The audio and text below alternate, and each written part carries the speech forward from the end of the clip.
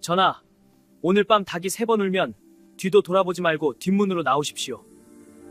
그래야만 목숨을 보전하실 수 있습니다. 10살 남짓의 어린 동자승법회의 입에서 나온 말이라고는 믿기지 않는 서슬퍼런 경고였지요. 등잔불 아래 동자승의 손가락이 법당 뒤편 낡은 나무문을 콕 찍는 순간 임금의 등에 식은땀이 줄줄 흘렀습니다. 어린 것이 허무맹랑한 소리를. 임금은 비웃듯 일어나려 했으나 밖에서 갑자기 닭 울음소리 하나가 칼날처럼 찍고 들어왔습니다. 일국의 왕이 한낱 꼬마의 말에 목숨을 걸어야 하는 이 기막힌 운명. 과연 왕은 그 굴욕적인 뒷문을 열게 될까요? 아니면 오만함에 빠져 칼날을 맞이하게 될까요? 달구름 소리가 조선의 앞날을 결정짓는 그 운명의 밤이 지금 시작됩니다. 사연 시작 전 구독 한 번만 눌러주신다면 그곳으로 행운이 가득히 뜰기를 바라겠습니다. 그럼 지금부터 장대비 쏟아지던 그 밤, 산속 무명사로 들어가 보겠습니다. 하늘에 낮게 깔린 먹구름 사이로 까마귀 떼가 날아들더니 이 진사댁 사랑방 기와 위로 내려앉아 불길한 울음소리를 내뱉기 시작하는 게 아니겠습니까?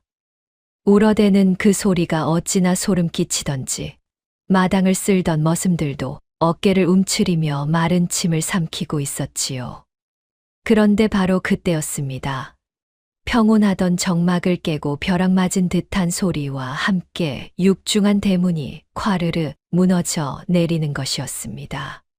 시퍼런 칼날을 세운 포졸들이 떼거지로 들이닥치며 집안을 가득 메우자 순식간에 만석군 댁 마당은 살얼음판보다 더 차갑게 식어버리고 말았지요.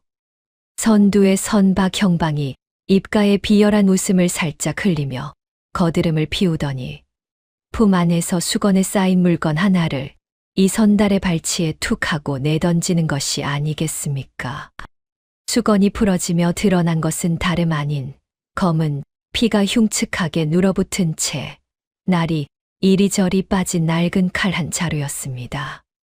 박 형방이 곰방대를 까닥이며 차가운 목소리로 지저댔지요. 이복의 이 선달, 이 칼이 낯설지 않을 텐데. 어젯밤 이웃마을에서 벌어진 참변의 현장에서 바로 이놈이 발견되었단 말이야. 자네 방에 있어야 할 물건이 왜 사람 목숨을 앗아간 자리에 떨어져 있었는지 어디 한번 청산유수처럼 읊어보게나. 박 형방은 겁에 질린 식구들을 훑어보더니 품에서 때 묻은 서책 한 권을 꺼내 보이며 기세등등하게 소리치는 것이었습니다. 이것을 보아라. 여기 적힌 증언과 물증이 모두 이 선달 그대를 범인이라 가리키고 있지 않으냐. 감히 만석군의 권세를 믿고 사람의 목숨을 파리 목숨처럼 여겼으니 천지신명이 노할 노릇이로다. 서책 속에는 교묘하게 조작된 거짓 기록들이 빽빽하게 들어차 있었으나 억울한 누명을 쓴 이 선달의 눈에는 그저 저승사자의 명부처럼 보일 뿐이었지요. 참으로 기가 막히고 코가 막힐 노릇이 아니겠습니까? 날벼락 같은 소리에 이 선달은 뒷걸음질을 치다 그만 마당 한가운데 주저앉고 말았으니 그 얼굴이 백지장처럼 하얗게 질려 입술만 파르르 떨 뿐이었습니다. 평소 인자하기로 소문난 이 선달이었건만 난생 처음 겪는 이 끔찍한 모함 앞에 혀가 굳어 비명조차 지르지 못했지요. 네, 내가 어찌 그런 짓을. 이건 말도 안 돼요. 나는 어젯밤 서재에서 글을 읽고 있었단 말이오.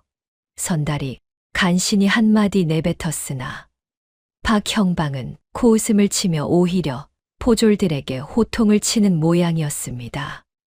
평화롭던 만석군 댁 마당은 순식간에 비명과 통곡이 뒤섞인 아수라장으로 변해버리고 말았지요. 포졸들이 거친 손길로 이 선달의 상투를 휘어잡아 바닥에 처박더니 굵은 오랏줄을 뱀처럼 휘감아 꽁꽁 묶기 시작하는 게 아니겠습니까? 그 광경을 본 이 진사대 가솔들은 혼비백산하여 곳간 뒤나 장독대 사이로 몸을 숨기며 부들부들 떨 뿐이었습니다. 도련님, 우리 도련님이 무슨 죄가 있다고 이러십니까? 나이든 찬모가 앞치마로 눈물을 닦으며 소리쳤으나 포졸들의 가차 없는 발길질에 뒤로 나자빠지고 말았지요. 집안의 기둥이 뽑혀 나가는 듯한 이 참담한 광경에 담장 밖에서 지켜보던 이웃들도 감히 나설 엄두를 내지 못하고 그저 가슴만 칠 뿐이었습니다. 마당 구석에서 부러진 빗자루를 들고 있던 13살 종놈 돌쇠가 그 광경을 보더니 갑자기 눈에 불을 켜며 튀어나오는 게 아니겠습니까? 이놈들아, 우리 도련님 손끝 하나 건드리지 마라. 돌쇠는 작은 몸집에도 불구하고 호랑이처럼 달려들어 이 선달의 앞을 가로막고 섰지요. 돌쇠는 평소 도련님에게 글을 배우고 사람 대접을 받았던 은혜를 잊지 않았던 것입니다. 부들부들 떨리는 주먹을 꽉 쥐고 포졸들을 노려보는 소년의 눈빛이 어찌나 매섭던지 기세등등하던 포졸들도 잠시 멈칫하며 서로 얼굴을 쳐다볼 지경이었지요. 돌쇠는 자신을 밀쳐내려는 포졸의 바짓가랑이를 덥석 물어뜯으며 마치 미친 듯이 발버둥을 치기 시작하는 것이었습니다. 이 억울한 사정을 누가 몰라줄까봐 그러느냐. 당장 도련님을 놓아라. 돌쇠는 포졸의 발길질에 나뒹굴면서도 다시 일어나 마당 딱딱한 흙바닥에 자신의 이마를 쾅쾅 짓지으며 피를 흘리는 게 아니겠습니까? 아이고, 하늘도 무심하시지. 멀쩡한 사람을 살인자로 몰다니요. 돌쇠의 이마에서 흘러내린 선혈이 마당 흙바닥을 붉게 적시자 지켜보던 사람들의 가슴에도 피눈물이 고이는 듯했지요. 돌쇠는 이마에서 피를 흘리면서도 목청이 터져라 대성통곡을 하더니 돌연 박형방을 향해 무릎을 꿇고 소리치는 것이었습니다. 사실은 제가 시킨 일입니다. 도련님은 아무것도 모르십니다. 다 이 돌쇠 놈이 욕심이 나서 저지른 일이니 차라리 저를 잡아 가두시오. 돌쇠는 잊지도 않은 죄를 제 것인 양 뒤집었으며 제발 이 선달만은 놓아달라고 애걸복걸했지요. 제 주인의 목숨을 구하기 위해 제 목숨을 던지겠다는 이 어린 종의 서슬퍼런 충심에 마당에 모인 사람들은 모두 숨을 죽이고 말았습니다. 참으로 눈물 없이는 볼 수 없는 광경이 아니겠습니까? 박형방은 가당치도 않다는 듯 쇠돌이께 같은 손으로 돌쇠의 뺨을 가차없이 후려치니 소년의 고개가 꺾이며 바닥에 고꾸라지는 게 아니겠습니까? 이런 발칙한 놈을 보았나? 어디서 감히 관아의 일을 방해하느냐? 박형방이 윽박질렀지만 돌쇠는 입가에 묻은 핏물을 닦아내며 다시 일어나 선달의 오랏줄을 붙잡고 늘어졌지요. 매질의 살점이 터져 나가는 고통 속에서도 소녀는 결코 주인의 옷자락을 놓지 않았습니다. 박형방이 짜증 섞인 투로 돌쇠를 걷어찼지만 돌쇠는 앞귀처럼 매달리며 오직 도련님의 안위만을 걱정하는 모양이었습니다. 결국 박형방은 혀를 찢찢 차더니 좋다. 내 놈 소원대로 공범으로 엮어줄 테니 함께 가자꾸나 라며 돌쇠에게도 오랏줄을 던지는 것이 아니겠습니까? 졸지의 주인집 아들인 이선달과 어린 종 돌쇠는 굵은 집줄에 굴비 엮이듯 줄줄이 엮여 마당 밖으로 끌려가게 되었습니다. 도련님, 걱정 마셔요. 제가 지켜드릴 테니까요. 돌쇠는 매를 맞으면서도 고개를 돌려 선달에게 힘없는 미소를 지어 보였지요. 두 사람이 관아의 어두운 길로 끌려가는 뒷모습은 마치 도살장으로 향하는 어린 양들처럼 처량하기 짝이 없었습니다.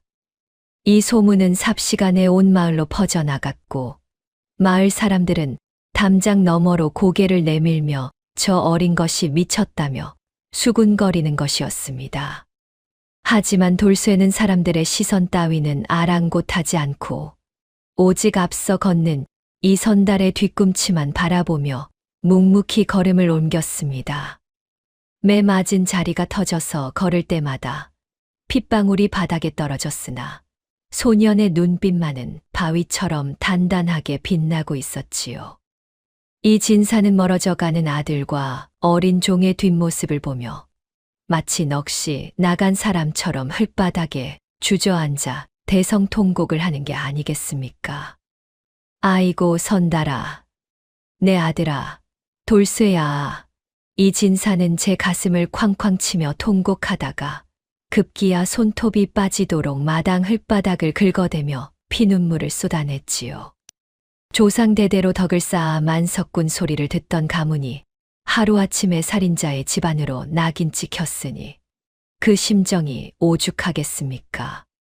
자식의 목숨이 경각에 달린 아비의 울음소리가 산천을 울리는데 보는 이들의 마음치고 갈기갈기 찢어지지 않는 이가 없었지요. 박형방은 집을 나서며 슬쩍 뒤를 돌아보더니 품 안에 묵직한 금부치를 만지작거리며 곁에 선 사또와 눈을 맞추는 게 아니겠습니까? 두 아기는 서로의 생각을 다 안다는 듯 비열한 미소를 교환하며 소리 없이 고개를 끄덕였지요. 이 진사, 너무 서운해하지 마시게. 땅 문서만 내놓으면 아들 목숨은 부지할 수 있을지도 모르니 말일세. 박형방이 낮게 읊조린 그 말 속에는 가문의 전 재산을 집어삼키려는 무서운 탐욕이 독사처럼 따리를 틀고 있었습니다. 어느덧 서산 너머로 붉은 노을이 피처럼 번져가는데 관아 뒷길로 사라지는 박형방 일행의 음흉한 웃음소리만이 찬바람에 실려왔습니다. 이제 만석군의 땅은 우리 손바닥 안에 있구나. 그 웃음소리는 마치 이 진사 가문의 몰락을 알리는 조종 소리처럼 들려 식구들의 가슴을 파고들었지요. 까마 귀들은 다시 한번 크게 울며 하늘로 솟구쳤고 마을 전체에는 죽음 같은 정적이 무겁게 내려앉았습니다. 억울한 누명과 탐욕이 뒤엉킨 이 비극의 서막이 그렇게 차가운 노을 아래에서 시작되고 있었던 것입니다.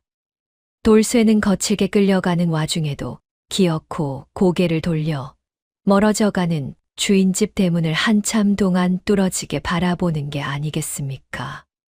비록 몸은 오랏줄에 묶여 관아로 향하고 있었지만 소년의 머릿속은 어떻게든 도련님을 살려야 한다는 생각뿐이었습니다. 진사나리, 도련님, 조금만 참으셔요. 제가 반드시 가문을 다시 세우겠습니다. 돌쇠는 터진 입술을 꽉 치씹으며 속으로 단단히 맹세를 다졌지요.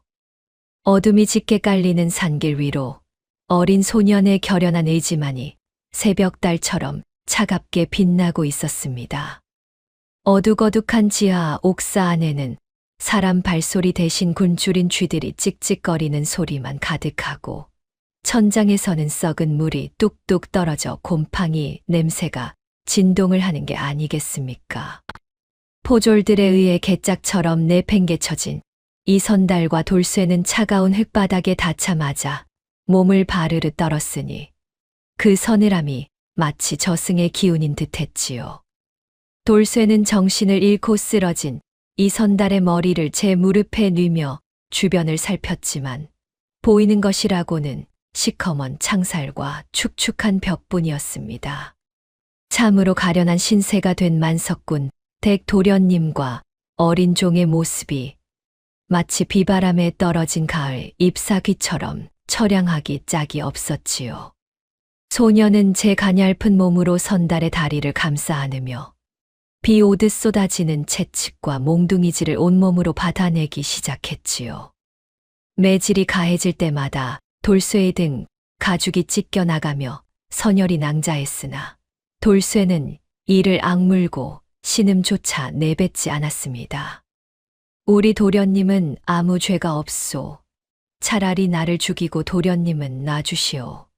돌쇠는 포졸의 발목을 붙잡고 늘어지며 버텼고 그 고집스러운 충심에 옥사는 잠시 기이한 정적에 휩싸이기도 했지요. 박형방은 가죽 채찍을 휘두르며 옥벽 너머에서 이 진사댁의 재산 정몰 서책을 흔들어 보이며 비릿한 웃음을 지었습니다. 이복의 선달, 이 서책에 지장 하나만 찍으면 이 고생도 끝이야. 목숨을 부지하고 싶으면 어서 가문의 땅을 내놓으란 말이다. 박형방은 도장을 찍지 않으면 내일 당장 목을 치겠다며 섯을 퍼렇게 위협을 가했으니 그 탐욕이 옥 안의 습기보다 더 끈적거렸지요. 선달은 고통 속에 가쁜 숨을 몰아쉬면서도 박형방의 얼굴에 침을 뱉으며 저항했으나 그 대가로 돌아오는 것은 더욱 모진 발길질 뿐이었습니다. 참으로 악마가 따로 없는 박형방의 만행에 보는 이들의 분통이 터지지 않을 수 없었지요.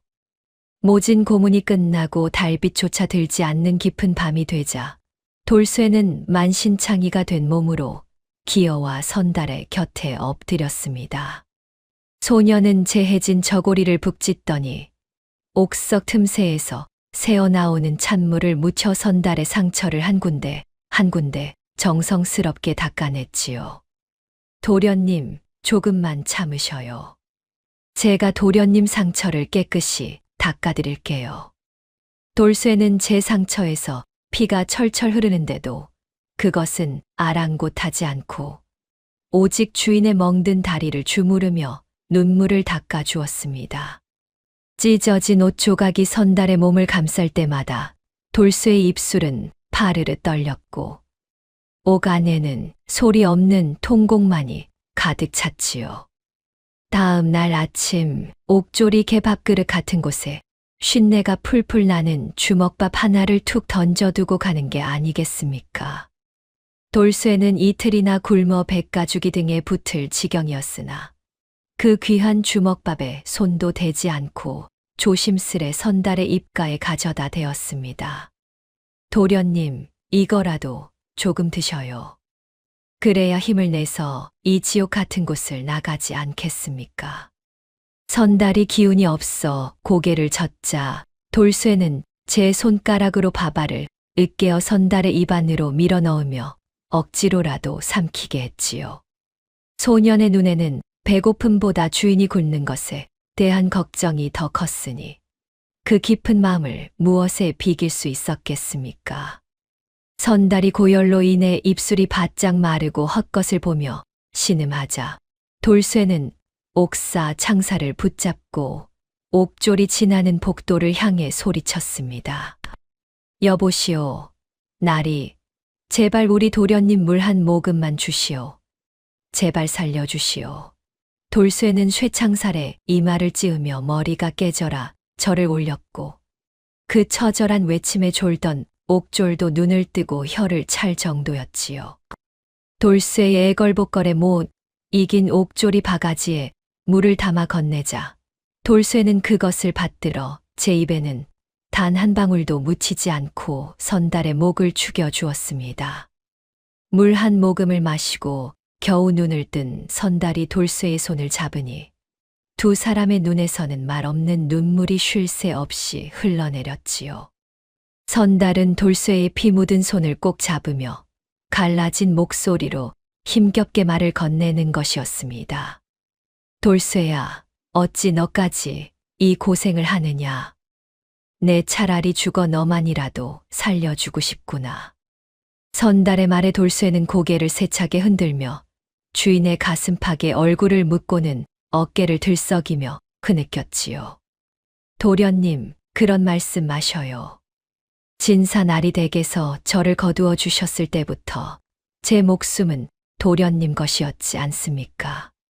신분을 넘어선 두 사람의 진한 형제애가 차가운 옥사 바닥을 따뜻하게 데우는데 그 우애가 어찌나 절절한지 귀신도 감동할 지경이었지요. 옥사 창살 틈으로 스며드는 시린 달빛 아래 선달과 돌쇠의 그림자는 차가운 벽면 위에서 마치 하나로 겹쳐진 듯 보였습니다.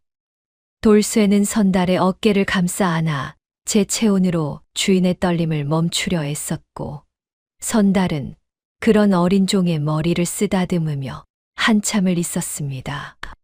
우리가 여기서 나갈 수 있을까, 돌쇠야? 선달이 묻자 돌쇠는 그럼요. 하늘이 무심하지 않다면 반드시 길을 열어주실 겁니다. 라며 주먹을 꽉 쥐었지요. 어둠 속에서 서로의 숨소리에 의지하며 밤을 지새우는 두 사람의 모습은 마치 폭풍우 속에서 서로를 지탱하는 두 그루의 나무와도 같았습니다. 삼경이 지날 무렵 박형방의 수아들이 다시 옥사 주위를 돌며 칼집으로 쇠창살을 탕탕 두드려 깨우는 게 아니겠습니까? 이봐라, 이 선달. 내일이면 사형 집행일이 정해질 거다. 오늘 밤이 내 놈들의 마지막 밤이 될지도 모르니 미리 유언이나 남겨두라고. 그들의 가증스러운 목소리가 옥벽을 타고 울려 퍼지자 선달의 얼굴에는 다시금 죽음의 공포가 짙게 깔리고 말았지요. 박형방의 무리는 깔깔거리며 옥사를 빠져나갔고, 옥 안에는 다시 숨막히는 정적과 절망의 그림자만이 무겁게 내려앉았습니다. 참으로 사람의 탈을 쓰고 어찌 저리 잔인할 수 있을까 싶어 밤 공기조차 분노로 떨리는 듯 했지요. 돌쇠는 극심한 고통과 갈증 속에서도 눈을 부릅뜬 채 옥사 복도를 지나는 옥졸들의 발소리에 귀를 기울였습니다. 돌쇠는 속으로 숫자를 세며 박형방 수아들이 교대하는 시간과 발소리의 간격을 하나하나 머릿속에 새겨 넣는 게 아니겠습니까? 소녀는 비록 몸은 갇혀 있었으나 정신만은 깨어 탈출할 기회나 바깥으로 연락할 틈을 찾기 위해 온 신경을 곤두세우고 있었습니다. 옥졸들이 졸거나 자리를 비우는 찰나의 순간을 포착하기 위해 돌쇠는 밤새 잠 한숨 자지 않고 창살 밖을 노려보았지요. 그 영특함과 끈기가 실로 대단하여 위기 속에서 영웅이 난다는 말이 허언이 아님을 보여주는 듯 했습니다. 선달이 고통을 견디다 못해 다시 혼절하려 할 때마다 돌쇠는 주인의 귓가에 입을 대고 끊임없이 무언가를 속삭였습니다. 도련님, 정신 차리셔요. 여기서 포기하시면 박형방 저놈 뜻대로 되는 것입니다. 우리 진사나리를 생각하셔야지요. 돌쇠는 자신의 허벅지를 꼬집어 졸음을 쫓으며 선달의 정신을 붙들었고, 주인의 손바닥에 글씨를 써가며 살아야 한다는 희망의 끈을 놓지 않게 했지요. 소년의 간절한 목소리는 마치 어둠을 밝히는 등불처럼 선달의 가슴 속으로 파고들어 꺼져가던 생명의 불꽃을 다시금 지폈습니다. 죽음의 문턱에서 주인을 붙잡아 세우는 돌쇠의 모습은 참으로 숭고하기까지 했지요.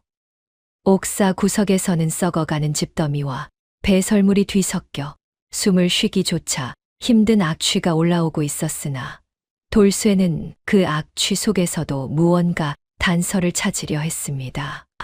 소녀는 집더미를 헤치며 옥사 바닥과 벽면의 틈새를 샅샅이 뒤졌고, 혹시라도 밖으로 연결된 구멍이 없는지 손가락 끝으로 더듬어 나갔지요. 썩은 집에서 벌레들이 기어나와 돌쇠의 몸을 타고 올랐으나 소녀는 눈 하나 깜짝하지 않고 옥 안의 모든 구석을 탐색했습니다. 극한의 환경에서도 굴하지 않는 소년의 의지가 옥졸들의 무관심과 박형방의 탐욕을 뚫고 나올 기미를 보이고 있었던 것입니다. 여기에 분명 무언가 있어. 돌쇠는 주변의 눈치를 살피며 조심스럽게 그 틈새에 귀를 기울였고, 건너편 방에서 들려오는 가느다란 숨소리를 포착해냈습니다. 어둠 속에서 새로운 길을 찾아내려는 돌쇠의 눈동자가 고양이처럼 날카롭게 빛나며 반격의 서막을 알리고 있었지요. 돌쇠는 손톱이 뭉개지고 손가락 끝에서 피가 맺히도록 흙벽을 긁어대며 옆방에 갇힌 누군가에게 신호를 보내기 시작했습니다. 돌쇠는 일정한 간격으로 벽을 두드렸고 잠시 후 건너편에서도 마지못해 응답하는 듯한 미세한 두드림이 들려오는 게 아니겠습니까? 소녀는 가슴이 벅차오르는 것을 느끼며 더욱 속도를 내어 벽 틈의 흙을 긁어냈고 드디어 반대편의 어두운 눈동자와 시선이 마주치는 지점까지 도달했습니다. 누구시오? 제발 저희 좀 도와주시오. 돌쇠의 절박한 속삭임이 벽 너머로 건너가면서 옥사 안에는 새로운 운명의 물줄기가 요동치기 시작했지요. 옆방에서는 10년째 억울한 옥살이를 하며 옥의 생리를 손바닥 들여다보듯 꿰뚫고 있는 백발이 성성한 김노인이 갈에 섞인 기침을 연신 뱉어내며 어둠 속에서 조용히 모습을 드러내는 게 아니겠습니까? 뼛속까지 시린 옥방에서 그 긴 세월을 버텨온 노인의 눈빛은 마치 깊은 우물처럼 가라앉아 있었으나 벽 너머에서 들려오는 어린 소년의 절박한 두드림에는 묘한 기시감을 느낀 모양이었습니다.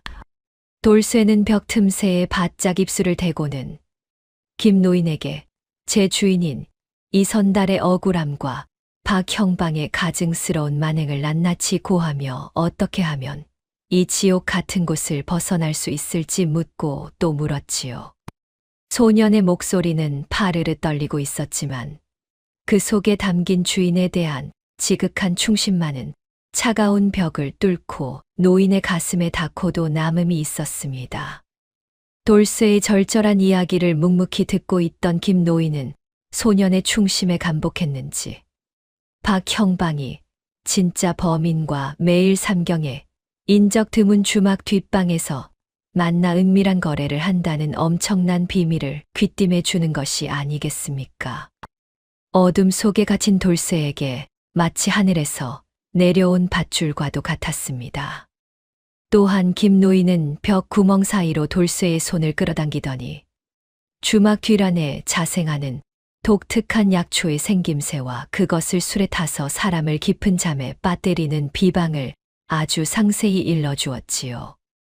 이복의 소년, 그 주막 우물가에 가면 잎이 톱니처럼 생기고 붉은 반점이 있는 약초가 보일 테니 그것을 지식여 술에 타면 장정도 단숨에 꼬꾸라지는 법이라네. 노인은 돌쇠에게 혹시라도 박형방의 잔당들이 가문의 재산을 가로채려 한다면 이 지혜를 써서 가문을 지키라는 무거운 당부까지 잊지 않았으니 참으로 기묘한 인연이 아닐 수 없었습니다. 돌쇠는 노인의 한마디 한마디를 뼈에 새기듯 기억하며 주막의 위치와 약초의 비방을 머릿속으로 수천 번 수만 번 되뇌고 또 되뇌었지요. 한편 고을 전체가 술렁이기 시작하더니 한양에서 내려온 전령이 말을 타고 달려와 도내의 민심을 살피는 관찰사 어른의 행차가 이틀 뒤 고을에 닿는다고 목청껏 소리치는 것이 아니겠습니까? 위험 있는 취타대 소리가 멀리서 들려오는 듯하자 고을 백성들은 드디어 억울함을 풀어줄 큰 어른이 오신다며 기대를 품었지만 죄 없는 사람을 가둔 박형방에게는 그 소리가 저승사자의 발자국 소리보다 더 무섭게 들렸을 것입니다. 관찰사의 순행 소식은 옥사 안까지 찬바람처럼 스며들었고 돌쇠는 이 기회가 아니면 도련님을 살릴 길이 없다는 사실을 직감하며 주먹을 불끈 쥐었지요. 이제 남은 시간은 단 이틀뿐이니 그 짧은 시간 안에 승부를 보지 못하면 모든 것이 끝장날 판이었습니다. 관찰사가 온다는 소식의 사또와 박형방은 사색이 되어 행차가 고을에 도착하여 정식으로 판결을 내리기 전에 서둘러 선달의 처형을 마무리 짓거나 자백을 받아내려 혈안이 되었습니다. 이복의 사또 관찰사 어른이 오셔서 재판을 다시 열게 되면 우리 목이 먼저 날아갈 판이야. 오늘 밤 안으로 반드시 이선달에게 수인을 받아내야 하네.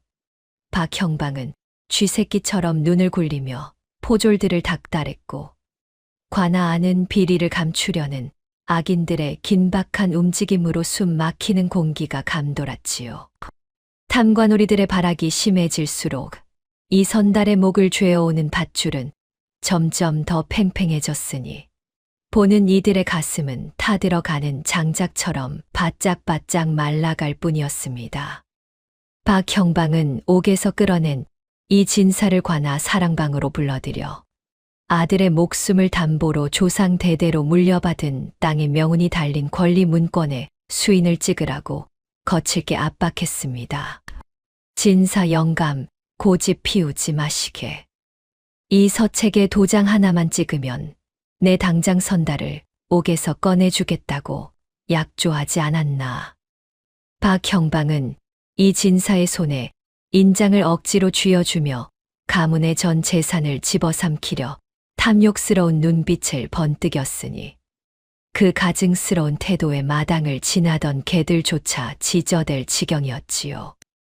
이 진사는 아들의 생명과 조상의 명예 사이에서 갈등하며 온몸을 바르르 떨었고 붓을 잡은 손에서는 땀과 눈물이 뒤섞여 뚝뚝 떨어지고 있었습니다.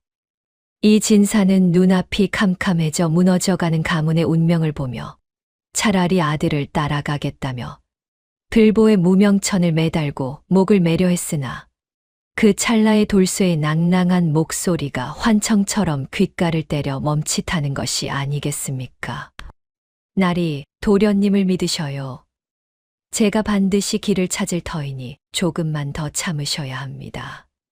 돌쇠의 목소리는 마치 신령님의 계시처럼 이 진사의 가슴을 쳐 고요한 집안에 울려 퍼졌고 덕분에 진사는 자결하려던 생각을 접고 다시금 희망의 끈을 부여잡을 수 있었습니다. 참으로 기적 같은 일이었으니 멀리 떨어진 옥에서도 주인을 향한 돌쇠의 기운이 담장을 넘어 이 진사의 마음을 붙들었던 모양입니다. 돌쇠는 옥사 담벼락 밑을 샅샅이 뒤지던 중 쥐들이나 드나들 법한 아주 작고 은밀한 구멍의 위치를 드디어 확인하고는 그곳을 뚫어져라 쳐다보며 누군가를 기다렸습니다. 여기로구나. 여기서 밖으로 소식을 전해야 해.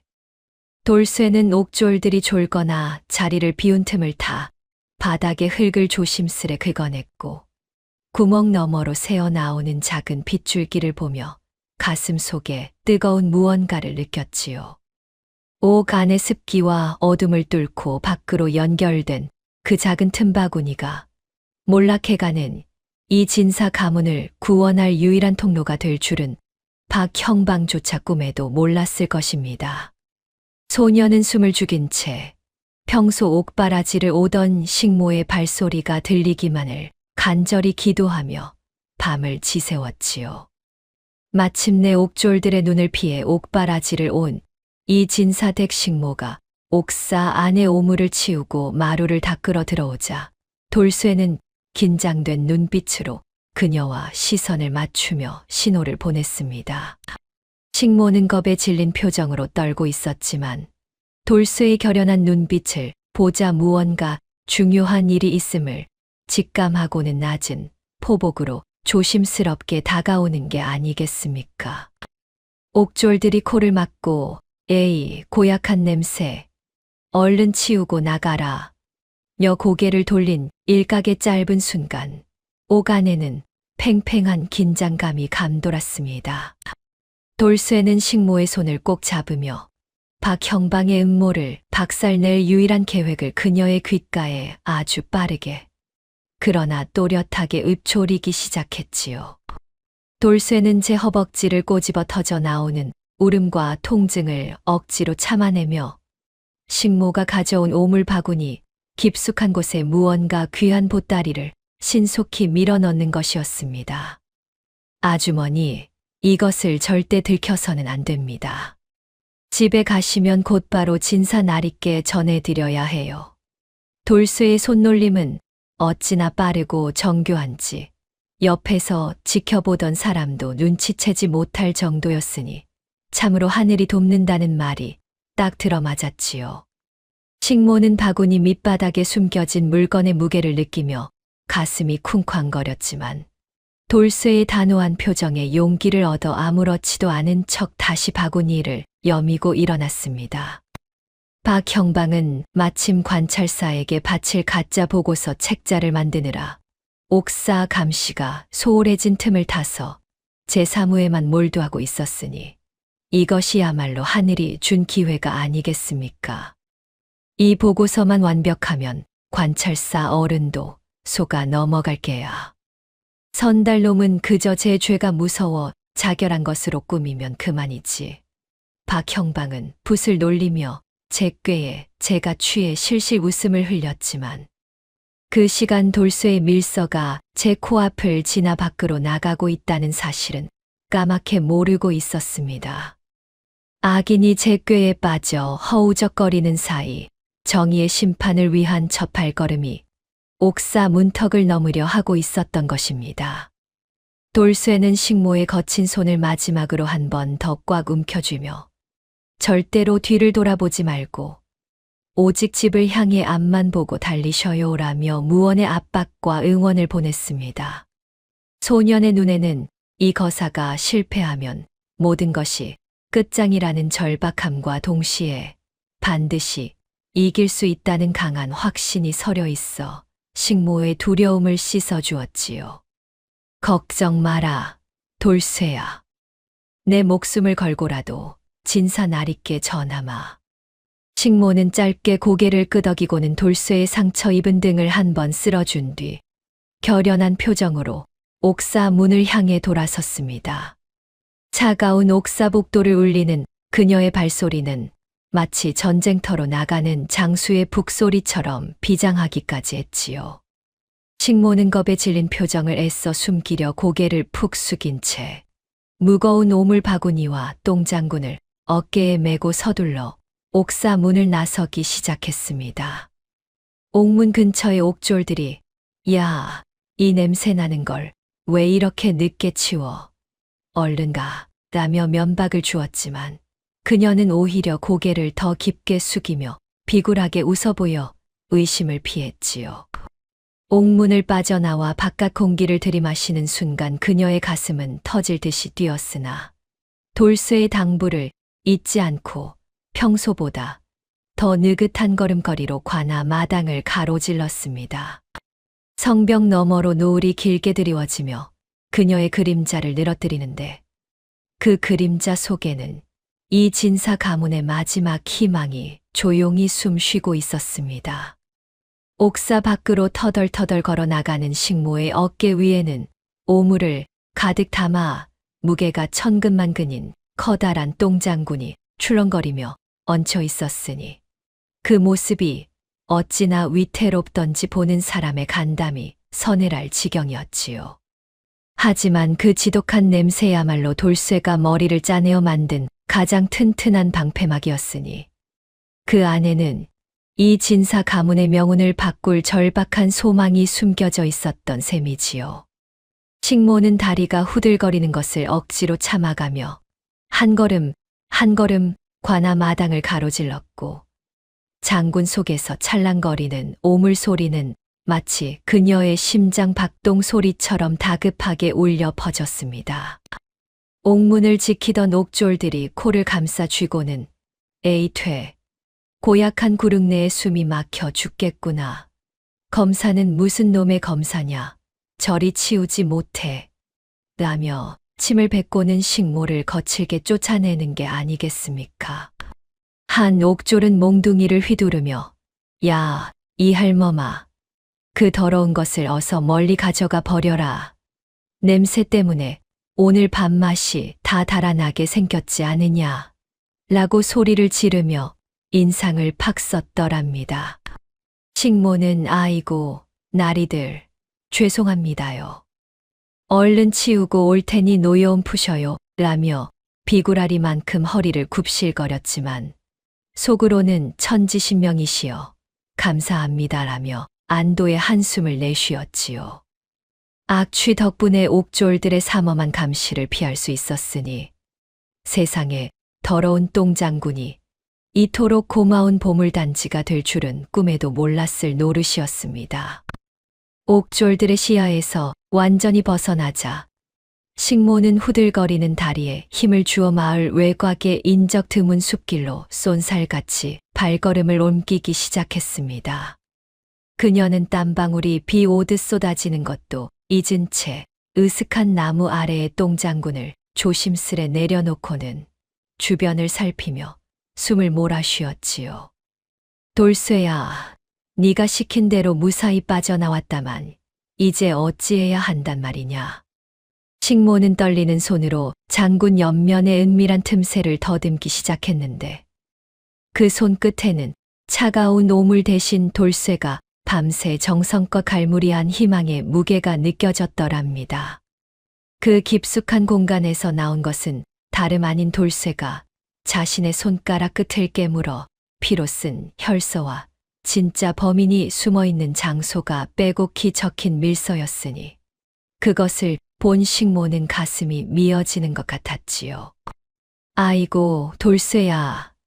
이 어린 것이 손가락에 피를 내어 글을 썼구나. 주인을 향한 마음이 어쩌면 이리도 절절할꼬. 식모는 핏자국이 선명한 종이를 품 안에 소중히 갈무리하며 주저앉아 짧은 통곡을 내뱉었답니다. 밀서에는 박형방이 진범과 접선하는 시간과 장소는 물론이고 가문을 구할 마지막 방책까지 일목요연하게 적혀 있었으니 참으로 기특하기 짝이 없는 노릇이었지요. 식모는 온매무새를 단단히 고치고는 돌쇠의 피가 묻은 밀서를 가슴 깊이 품은 채 만석군 이진사가 기다리는 집을 향해 다시금 힘차게 달리기 시작했습니다. 이 진사는 식모가 가져온 밀서를 읽어 내려가며 돌쇠가 우리 집안을 살리려 제 몸을 던졌구나 라며 오열하다가 이내 눈빛을 갈며 가문에 충직한 노비 10명을 사랑방으로 불러 모았습니다. 진사는 노비들에게 무명천을 내주며 오늘 밤 우리 가문의 명운이 달렸다. 모두 얼굴을 가리고 내 뒤를 따르라. 라고 엄숙하게 명을 내렸는데 평소 인자하던 진사의 목소리에는 서슬퍼런 결의가 서려 있었지요. 노비들은 진사 나리 저희도 돌쇠의 충심에 부끄럽지 않게 목숨을 걸겠습니다. 라고 다짐하며 저마다 묵직한 몽둥이를 손에 쥐었더랍니다. 어둠이 짙게 깔린 만석군 댁 마당에는 비장한 기운이 감돌았고 주인과 종들이 하나가 되어 거사를 준비하는 모습은 마치 폭풍 전야의 고요함과도 같았습니다. 한밤중 김노인이 알려준 주막 뒷방에 박형방과 살인, 진범이 만나 은밀하게 돈괴를 주고받는 추악한 현장이 드디어 포착되고야 말았습니다. 박형방 나리, 이번 건으로 평생 먹고 살 재물을 챙기셨으니 이제 제 뒤는 확실히 봐주시는 겁니다요.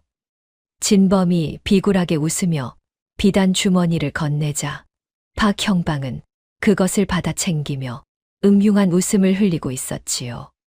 그런데 바로 그 순간이었습니다. 이 탐관오리 놈들, 하늘이 무섭지 않으냐 라는 호령과 함께 이 진사가 이끄는 노비들이 번개같이 주막 뒷방 문을 박살내며 들이닥쳤답니다. 방 안은 순식간에 비명과 아우성이 뒤섞였고 허를 찔린 박형방과 진범은 혼비백산하여 방구석으로 몰렸으니 참으로 통쾌한 광경이 아닐 수 없었지요. 이 진사의 노비들은 건장한 팔다리로 순식간에 진범을 제압하여 바닥에 짓눌렀고 그 와중에 박형방의 인장이 선명하게 찍힌 뇌물서책과 비리장부를 무사히 탈취해냈습니다. 이것이 바로 내 놈들의 죄를 입증할 물증이로다.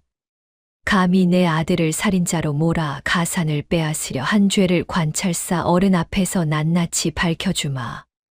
이 진사는 떨리는 손으로 서책을 움켜쥐며 박형방을 향해 호통을 쳤는데 그 기세가 어찌나 당당하던지 평소 거만하던 박형방도 입을 벙긋하지 못하고 사시나무 떨듯 떨었더랍니다. 노비들은 박형방의 수하들이 달려들기 전에 재빨리 현장을 정리하고는 증거물과 진범을 확보하여 어둠 속으로 몸을 숨겼지요. 이제 정의의 심판을 위한 마지막 퍼즐이 맞춰졌으니 남은 것은 날이 밝아 관찰사의 가마가 고을에 들어오는 일뿐이었습니다. 한편 옥 안의 돌쇠는 밖에서 거사가 진행되는 동안 시간을 벌기 위해 일부러 옥졸의 얼굴에 침을 뱉으며 고약한 시비를 걸기 시작했습니다. 여보시오 옥졸 나리들이 박형방에게 노릇을 하느라 고생이 많으십니다요. 꼬리치는 솜씨가 가히 일품이로소이다. 돌쇠는 쇠창살을 발로 차며 조롱 섞인 웃음을 흘렸는데 평소 순하던 소년의 갑작스러운 도발에 옥졸들은 이 쥐새끼 같은 놈이 죽고 싶어 환장을 했나 라며 옥문을 열고 달려들었지요. 돌쇠는 매를 벌면서도 속으로는 나리 도련님 제발 무사하셔요라며 오직 가문의 안위만을 빌고 또 빌었답니다. 소년의 도발은 옥사 전체를 소란스럽게 만들었고 덕분에 박형방은 밖에서 무슨 일이 벌어지는지도 모른 채 옥 안의 소동을 잠재우는 데에만 신경을 쏟게 되었습니다. 분노한 옥졸들이 달려와 채찍을 휘두르며 돌쇠의 온몸을 사정없이 갈기기 시작하자 소년은 고통에 몸을 비틀면서도 오히려 더 세게 쳐보시오.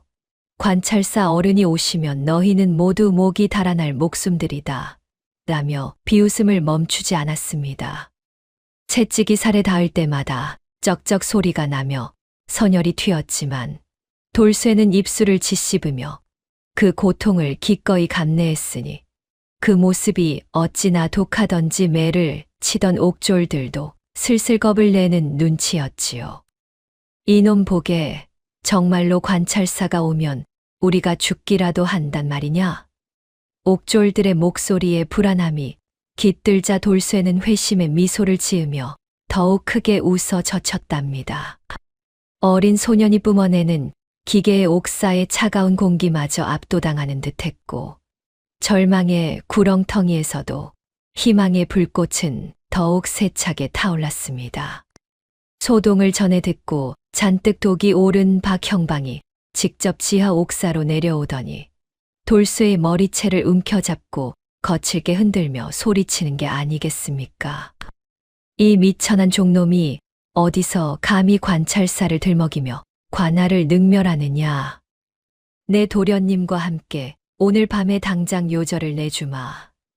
박형방은 돌쇠의 얼굴에 가래침을 뱉으며 윽박질렀지만 소녀는 눈 하나 깜짝하지 않고 박형방의 눈을 똑바로 노려보며 낮게 읊조렸지요. 박형방 나리, 죄 지은 자는 발 뻗고 못 자는 법이지요. 당신이 저지른 일들이 지금 어디로 흘러가고 있는지 정말 모르십니까? 돌쇠의 확신에 찬 눈빛에 박형방은 순간 소름이 돋는 것을 느꼈고 자기도 모르게 돌쇠의 머리채를 잡은 손을 부들부들 떨었더랍니다. 이 진사의 노비들은 붙잡은 진범의 입에 재갈을 물리고 꽁꽁 묶어 관찰사의 행차가 지나갈 길목의 무성한 수풀 속에 숨어 숨을 죽이고 대기했습니다. 행여나 소리가 나면 안 된다. 관찰사 어른의 가마가 보일 때까지 쥐 죽은 듯이 기다려야 한다. 노비 우두머리가 낮은 목소리로 당부하자 모두가 긴장된 눈빛으로 길끝을 주시하며 밤이 가기를 기다렸지요. 진범은 도망치려 발버둥을 쳤으나 주인을 지키겠다는 노비들의 단단한 소나귀에서 벗어날 길은 전혀 없었습니다.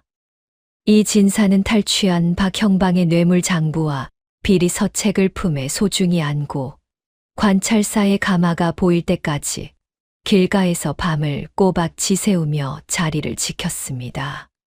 선달아, 돌쇠야.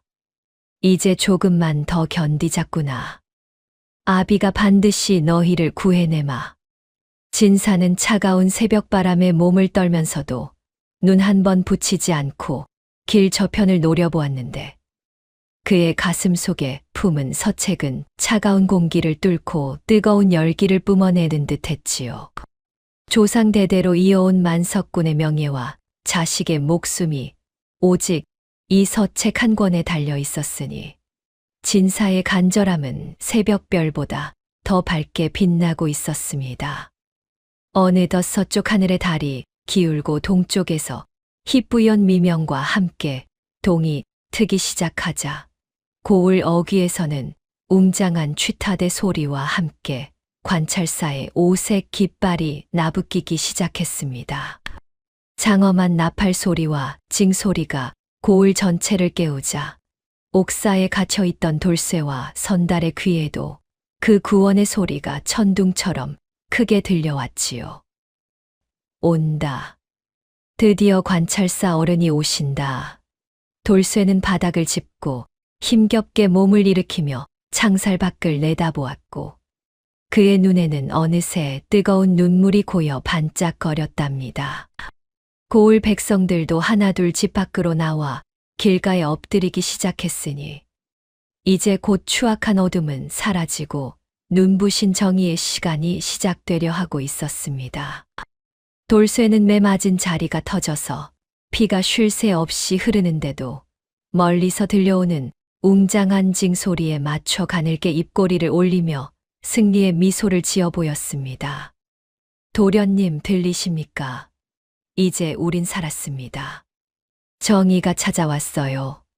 돌쇠의 속삭임에 정신을 차린 선달도 소년의 손을 꼭 잡으며 고개를 끄덕였는데 두 사람의 맞잡은 손에는 피와 눈물이 뒤섞여 있었으나 그 무엇보다 단단한 약조가 서려 있었지요.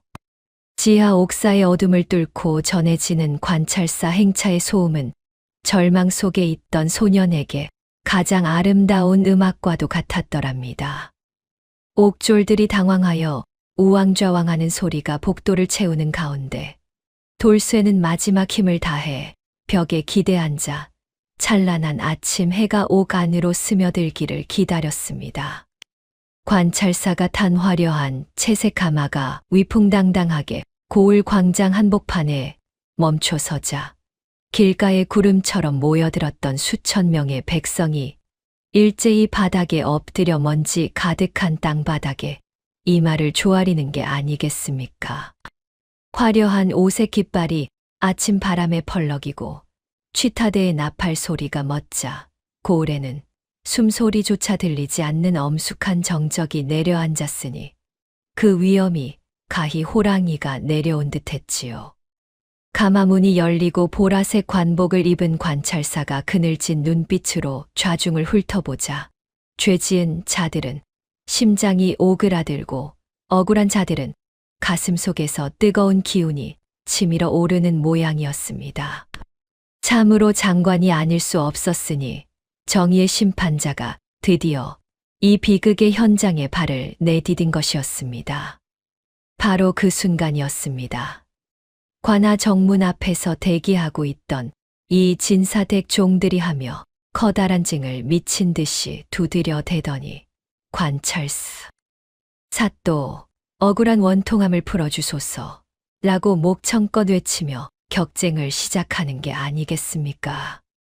징소리가 광장을 진동시키자 관찰사는 가마에서 내려와 근엄한 목소리로 물었지요. 무슨 곡절이 있기에 이토록 소란을 피우느냐? 내 백성의 원통함을 듣기 위해 왔으니 숨김없이 고하라. 이 진사는 떨리는 손으로 소매를 걷어붙이며 앞으로 나섰고 그 뒤로 포박된 살인 진범이 노비들에게 끌려 나와 가마 앞에 내동댕이 쳐졌으니 좌중은 술렁이며 입을 다물지 못했더랍니다. 이 진사는 가슴 속에 품어온 박형방의 비리 서책과 뇌물 장부를 두 손으로 받들어 관찰사의 발 앞에 받치며 눈물로 읍소했습니다. 사또, 여기 이 추악한 기록들을 보소서. 박형방이 진범을 매수하고 제 아들을 살인자로 몰아 가산을 빼앗으려 한 모든 증거가 여기 있나이다. 관찰사가 서책을 받아들자 박형방은 얼굴이 햇빛이 되어 무릎을 바르르 떨었으며 사또 또한 가끈을 만지작거리며 식은땀을 줄줄 흘리기 시작했지요. 서책 한 장 한 장이 넘겨질 때마다 악인들의 탐욕이 만천하에 드러나니 백성들은 세상에 어찌 저런 일이 라며 수군거리며 분통을 터뜨렸습니다. 관찰사의 지엄한 명령이 떨어지자 어둡고 습한 지하 옥사에서 고초를 겪던 돌쇠와 선달이 광장으로 끌려나와 눈부신 햇빛 아래 무릎을 꿇게 되었습니다. 만신창이가 된 옷가지는 갈기갈기 찢겨 피와 흙이 범벅되어 있었고 두 사람의 초췌한 몰골을 본 백성들은 아이고 저 어린 종놈 좀 보게나. 등 가죽이 다 터졌네 라며 혀를 차며 눈시울을 붉히는 게 아니겠습니까? 돌쇠는 고개를 숙인 채 신음 한 번 내지 않았지만 선달은 아버지를 보자 참았던 눈물을 쏟아내며 바닥에 엎드렸더랍니다. 참으로 참담하고도 눈물겨운 광경이었으니 진실이 밝혀지기 직전의 마지막 진통과도 같은 모습이었습니다. 관찰사는 이 진사가 제출한 서책을 한 장 한 장 넘기며 미간을 깊게 찌푸리더니 곁에 굳은 듯 서 있는 사또를 향해 서늘한 눈길을 번뜩였습니다. 이복의 고을 사또, 이 장부에 적힌 내 놈의 인장은 무엇이며 저기 저 진범이 하는 말은 어찌 된 것인가.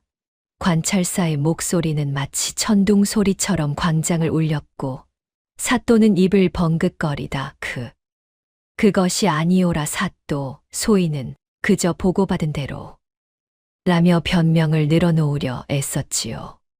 하지만 관찰사의 눈은 이미 모든 진실을 꿰뚫고 있었으니 사또의 얄팍한 거짓말은 추풍낙엽처럼 흩어질 뿐이었습니다. 분노가 극에 달한 관찰사가 자리에서 벌떡 일어나더니 곁에 선 포졸들에게 호령하여 사또의 관대를 직접 벗겨 땅바닥에 내던지게 하는 게 아니겠습니까? 지방관이 되어서 백성을 보살피기는커녕 제 배를 불리려 어린 소년까지 옥에 가두다니 내 놈이 정령 사람이냐.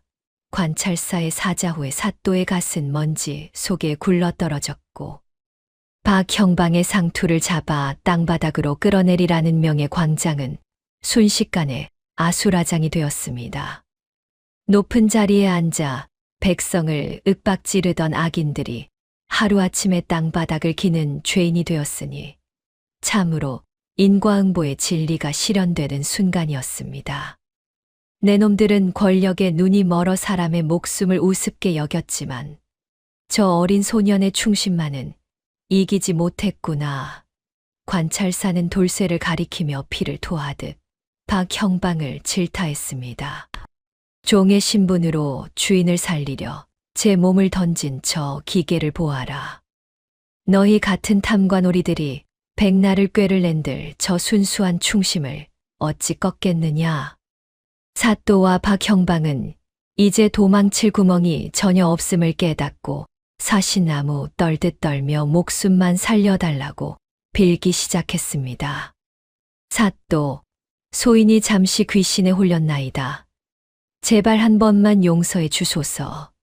박형방은 머리가 깨져라 땅바닥에 짓지으며 눈물 콧물을 흘렸으나 이미 늦어도 한참 늦은 일이었지요. 관찰사는 차가운 미소를 지으며 법은 만인에게 평등한 법. 너희가 저지른 죄의 무게를 내 놈들의 몸으로 직접 느껴보아라 라며 단호하게 판결의 서두를 뗐더랍니다. 악인들의 비굴한 모습에 백성들은 침을 뱉으며 저주를 퍼부었으니 그들의 추악한 실체가 햇빛 아래 낱낱이 공개되었습니다.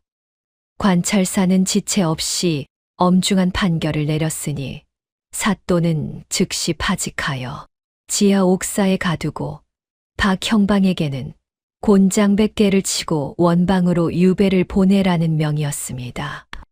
여보라, 저 박형방 놈을 형틀에 묶고 매운 곤장을 쳐서 백성들의 원한을 풀어주어라.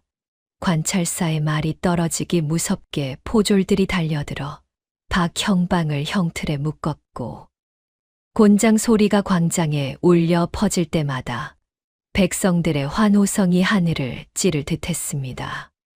박형방은 천매의 비명을 지르며 나자빠졌고 사또는 포졸들에게 끌려가며 억울하다고 소리쳤으나 그 소리는 백성들의 비웃음에 묻혀버리고 말았지요. 억울함이 풀린 선달은 관찰사 앞에 엎드려 사또, 이 은혜를 어찌 다 갚겠나이까 라며 대성통곡을 하더니 옆에 쓰러진 돌쇠를 붙잡고 오열을 멈추지 않았습니다. 돌쇠야, 네가 나를 살렸구나. 네가 우리 가문을 지켰어. 선달의 눈물은 그동안의 공포와 고통을 씻어내는 정화수와도 같았고 이를 지켜보던 백성들도 함께 눈물을 훔치며 두 사람의 무사함을 축복했지요. 이 진사 또한 아들을 껴안으며 하늘이 도우셨다. 정말로 하늘이 도우셨어. 라며 땅을 치며 흐느꼈으니 만석군의 통곡 소리가 광장에 구슬프게 울려 퍼졌더랍니다. 이때 관찰사가 돌쇠를 유심히 바라보더니 근엄하면서도 부드러운 목소리로 좌중을 향해 입을 열었습니다. 이 아이 돌쇠가 관아를 기망하여 거짓 자백을 한 죄는 결코 가볍지 않으나 그 본심이 주인을 향한 지극한 충성에서 비롯된 것이니 내 이를 가상히 여겨 특별히 사면하노라. 관찰사의 사면령이 떨어지자 돌쇠는 떨리는 몸을 가누며 관찰사 나리 고맙습니다요. 정말 고맙습니다요. 라며 연신 바닥에 머리를 조아렸지요. 형틀에서 매를 맞고 실신한 박형방을 끌어내자 분노한 고을 백성들은 누가 먼저랄 것도 없이 돌멩이와 흘덩이를 던지며 저주를 퍼붓기 시작했습니다. 이 나쁜 놈아, 어린 소년을 그렇게 괴롭히고도 네가 살 줄 알았더냐? 평생 유배지에서 죄를 뉘우치며 살아라. 백성들의 돌팔매질에 박형방은 고개도 들지 못한 채 끌려갔고 사또 또한 관복이 찢긴 채 옥사로 향하는 비참한 신세가 되었지요. 탐관오리의 몰락을 지켜보는 백성들의 눈에는 그동안 쌓였던 체증이 확 내려가는 듯한 시원함이 서려 있었습니다. 악인이 뿌린 대로 거두는 법이라는 평범한 진리가 다시 한번 입증되는 순간이었지요. 관찰사는 가마로 돌아가려다 말고 직접 발걸음을 옮겨 흙투성이가 된 채 엎드려 있는 소년 돌쇠에게 다가가 따뜻하게 손을 내밀었습니다. 장하구나, 소년아. 내 손이 비록 거칠고 피가 묻었으나 그 어떤 정승의 손보다 귀하고 아름답도다. 관찰사가 돌쇠에 갈라진 손을 잡아 일으켜 세우자 돌쇠는 감격에 겨워 어쩔 줄 몰라 하며 눈물만 뚝뚝 흘렸더랍니다. 고귀한 관찰사가 미천한 종의 손을 직접 잡아주는 광경은 백성들에게 큰 감동을 주었고 이 장면은 훗날 이 고을의 전설로 남게 되었지요. 돌쇠의 작은 가슴 속에는 그 따뜻한 온기가 평생 잊지 못할 훈장처럼 새겨졌습니다. 선달과 돌쇠의 오랏줄이 완전히 풀리자 이 진사가 달려와 두 사람을 한꺼번에 껴안으며 가슴을 비벼댔습니다. 내 아들 선달아, 그리고 내 생명의 은인 돌쇠야. 너희가 살아 돌아왔으니 이제 나는 죽어도 여한이 없다. 이 진사의 비단 도포는 돌쇠의 피와 흙으로 얼룩졌으나 그는 전혀 아랑곳하지 않고 두 소년을 번갈아 쓰다듬으며 뜨거운 눈물을 쏟아냈지요. 세 사람이 엉겨붙어 우는 모습은 혈연보다 진한 인간애가 무엇인지 보여주었으며 광장에 모인 모든 이들의 가슴을 뭉클하게 만들었습니다. 만석군의 재산보다 귀한 것이 바로 이 순간의 뜨거운 포옹 속에 담겨 있었더랍니다. 관찰사는 마지막으로 돌쇠의 맑은 눈을 지그시 들여다보며 인자한 미소를 지으며 물었습니다. 내 이름이 무엇이라 하느냐? 내 이토록 영특하고 충직한 아이의 이름을 명부에 꼭 기록해두고 싶구나. 돌쇠가 돌쇠라고 합니다요. 사또. 라고 수줍게 대답하자 관찰사는 돌쇠라. 이름은 투박하나 그 뜻은 바위처럼 단단하구나라며 고개를 깊게 끄덕였습니다. 관찰사의 행차가 다시 길을 떠나려 준비하는 가운데 돌쇠는 멀어져 가는 가마를 향해 오랫동안 절을 올렸고 고을 위로 떠오른 아침 해는 승리한 소년의 얼굴을 찬란하게 비추고 있었습니다. 관아가 관찰사 어른의 행차와 죄인들의 심판으로 떠들썩한 틈을 타서 포박을 피해 용케 도망쳤던 박형방의 행동대장 잔당들이 숲속 음침한 그늘 아래 모여 시퍼런 칼날을 가는 게 아니겠습니까? 덩치가 산만하고 얼굴에 칼자국이 선명한 우두머리 놈이 이를 부득부득 갈며 수아들에게 윽박질렀지요. 이게 다 그 쥐새끼 같은 종놈 돌쇠 때문이야. 우리 주인님은 유배를 가는데 우리가 빈손으로 도망칠 순 없지 않으냐. 오늘 밤 이 진사 대꽃간을 털어 미천을 챙긴 뒤에 고을을 뜨자 악당들의 눈에는 도끼가 서려 있었고 그들의 탐욕스러운 계획은 어두운 숲바닥을 기어다니는 독사처럼 은밀하고도 위험하게 번져가고 있었습니다. 날이 저물고 이 진사대기 승리의 기쁨에 취해 잠시 방심한 사이 잔당들은 고양이처럼 소리 없이 담장을 넘어 가문의 생명줄이라 할 수 있는 토지 대장 양안과 온갖 문건이 담긴 금괴 괴짝을 탈취하는 게 아니겠습니까? 놈들은 영차 하며 무거운 괴짝을 짊어지고는 뒤도 돌아보지 않고 어둠 속으로 사라졌으니 참으로 뒤통수를 치는 바락이 아닐 수 없었지요. 집안 식구들은 고된 하루 끝에 깊은 잠에 빠져 있었고 오직 마당 구석에서 가늘게 타오르는 횃불만이 가문의 전 재산이 도둑 맞은 빈자리를 공허하게 비추고 있을 뿐이었습니다. 옥에서 나와 상처를 치료받던 돌쇠는 잠이 오지 않아 마당을 서성이던 중 우연히 담장을 넘는 검은 그림자들과 그들이 짊어진 익숙한 괴짝을 발견하고는 지체 없이 그들의 뒤를 조용히 밟기 시작했습니다. 이놈들, 감히 우리 도련님의 앞날이 달린 문권을 가져가려 하다니. 내 결코 가만두지 않겠다. 돌쇠는 아직 아물지 않은 등의 통증에 인상을 찌푸리면서도 옥사에서 김노인에게 배운 대로 발소리를 죽이며 그림자처럼 그들을 추격했지요. 소년의 작은 몸은 어둠 속에서 보이지 않는 추적자가 되어 탐욕에 눈먼 잔당들의 뒤를 끈질기게 따라붙으며 산길을 올랐습니다. 잔당들은 산속 깊은 곳에 자리 잡은 외딴 주막으로 숨어들더니 훔쳐온 보물 괴짝을 탁 소리 나게 열어젖히고는 금괴와 서책들을 보며 아나무인으로 술판을 벌이기 시작하는 게 아니겠습니까? 형님, 이거 좀 보시오.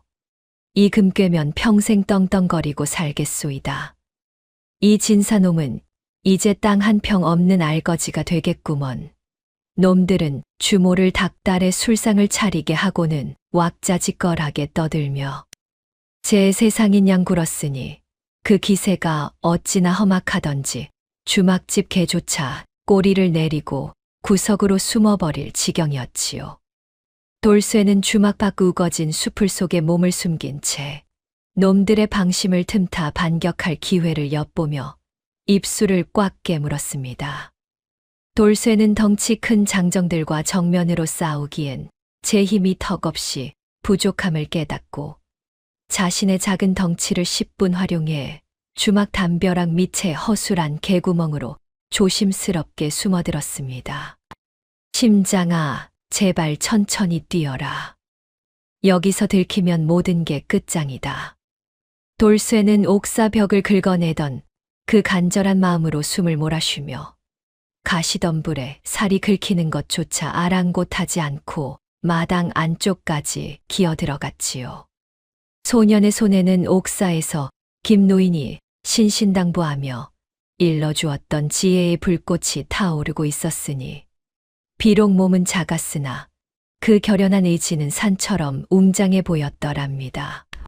돌쇠는 김 노인이 일러준 대로 주막 뒤란습한 곳에서 자생하는 잎이 톱니처럼 생기고 붉은 반점이 있는 약초를 드디어 찾아내어 손으로 지시겨 진한 즙을 내기 시작했습니다.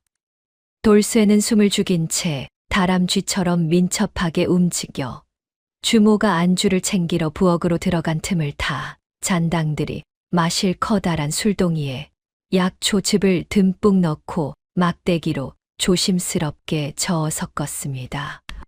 이것을 마시고 부디 깊은 잠에 빠지거라. 내 놈들이 지은 죄가 이 술 한 잔에 녹아내릴 것이니 돌쇠의 손길은 떨림없이 단호했으며 술동이 속에서 소용돌이치는 약초즙은 마치 악당들을 집어삼킬 거대한 함정처럼 보였지요. 소녀는 재빨리 다시 어둠 속으로 몸을 날려 숨었고 잠시 후 아무것도 모르는 주모가 나와 술동이를 들고 잔당들의 방으로 향하는 뒷모습을 보며 마른 침을 삼켰습니다. 잠시 후 어허, 오늘따라 술맛이 왜 이리 쓰냐. 주모, 술의 독이라도 탄 게냐. 라며 잔당들이 투덜거리면서도 아까운 술을 단숨에 들이키더니 이내 하나둘씩 눈꺼풀이 무거워지며 바닥으로 고꾸라지는 게 아니겠습니까? 돌쇠는 잔당들이 완전히 잠들어 세상 모르고 자는 것을 확인한 후 주막 창고에서 튼튼한 밧줄을 가져와 녀석들을 기둥에 굴비 엮듯 꽁꽁 묶어버렸습니다. 이놈들, 감히 우리 집안을 넘보고 도련님을 해치려 해. 이제 평생 관가에 갇혀 죗값을 치러야 할 게다. 돌쇠는 밧줄을 잡아당길 때마다 온 힘을 다해 매듭을 지었으며 혹시라도 풀릴까봐 몇 번이고 확인하며 야무진 손길로 놈들을 제압했지요. 소년의 이마에는 땀방울이 송골송골 맺혔으나 가문의 전 재산을 되찾았다는 안도감에 입가에는 흐뭇한 미소가 번지고 있었습니다.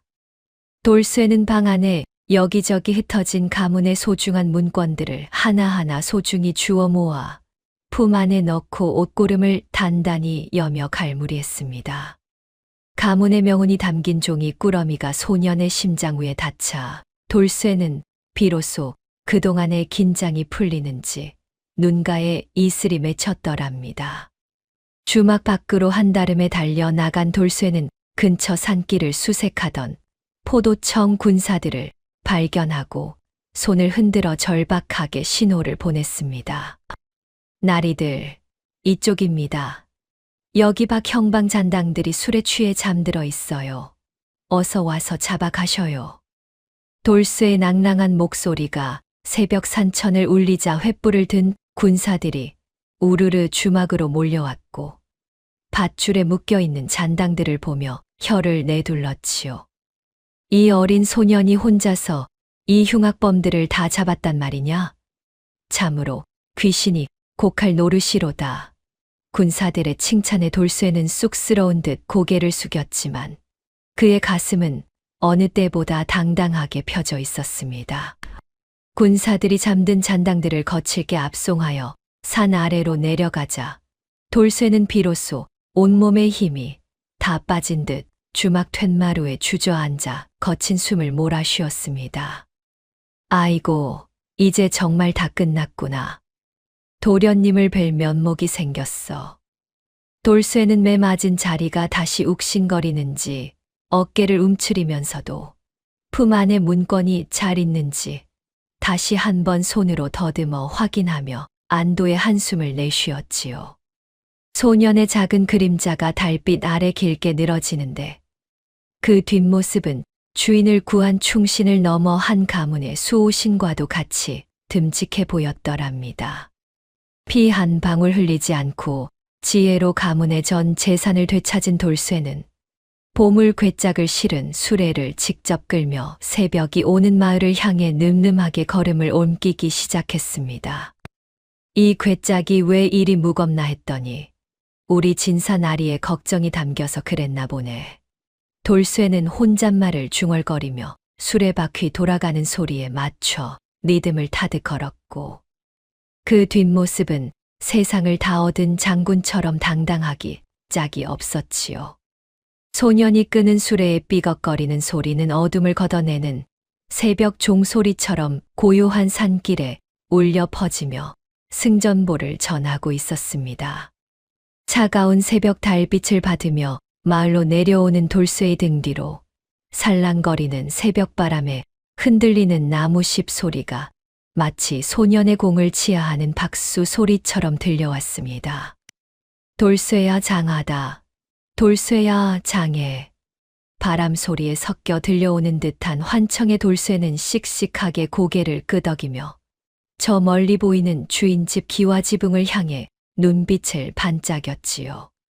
소년의 발걸음이 닿는 곳마다 이슬 맺힌 풀들이 고개를 숙여 경의를 표하는 듯했고 하늘의 별들도 소년의 지혜에 감복한 듯 유난히 더 밝게 빛나며 길을 안내해 주었습니다. 이 진사댁 대문 앞에 보물수레가 도착하자 소식을 듣고 잠에서 깬 온 집안 식구들이 횃불을 들고 버선발로 뛰어나와 돌쇠를 맞이했습니다. 아이고 돌쇠야, 네가 이 귀한 것들을 찾아왔단 말이냐.